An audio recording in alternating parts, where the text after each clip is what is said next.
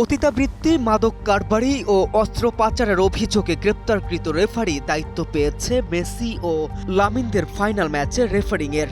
9 জন নারী, 14 packet cocaine, আগ্নেয়াস্ত্র সহ গ্রেফতার হওয়া শেক্স পার্টির সেই অভিযানে আসামিদের মধ্যে তিনিও গ্রেফতার হয়েছিলেন। কিন্তু তিনি কি আসলেই দোষী ছিলেন? ঘটনা কি ঘটেছিল, চলুন জানি বিস্তারিত।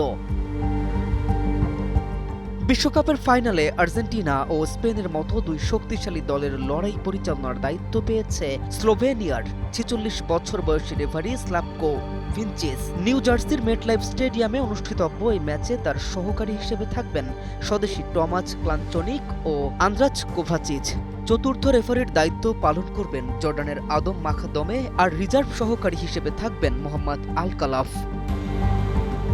ভিনচিচ 2010 সাল থেকে আন্তর্জাতিক ফুটবলে রেফারিং করেছেন এবং তাকে স্লোভেনিয়ার অন্যতম সেরা রেফারি হিসেবে ধরা হয়। 2023 সালের ন্যাশনস লিগে স্পেন ইতালি সেমিফাইনাল এবং 2024 সালের চ্যাম্পিয়ন্স লিগ ফাইনালেও তিনি দায়িত্ব পালন করেছেন।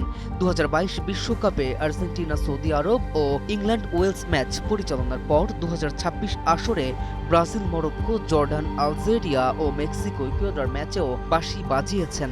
সব মিলিয়ে এই বিশ্বকাপে এটি তার ষষ্ঠ ম্যাচ।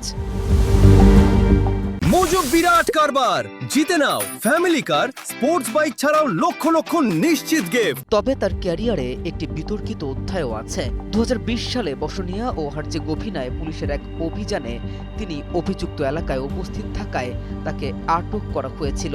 পরে তিনি জানান, কেবল একটি মধ্যাহ্নভোজের আমন্ত্রণে সেখানে গিয়েছিলেন তিনি এবং কোনো অপরাধের সঙ্গে তার সম্পৃক্ততা ছিল না। স্লোভেনিয়ান ফুটবল ফেডারেশনও ঘটনাটিকে ভুল বুঝাবুঝি বলে তার অবস্থানকে সমর্থন করে। সেদিন 9 জন নারী, 14 প্যাকেট কোকেন, আগ্নেয়াস্ত্র সহ বেশ কয়েকজনকে গ্রেফতার করেছিল পুলিশ, যে পার্টির নাম দেয়া হয়েছিল শেক্স পার্টি। যদিও সে ঘটনায় তার সম্পৃক্ততার কোনো প্রমাণ মেলেনি। K M Rafin, news 24।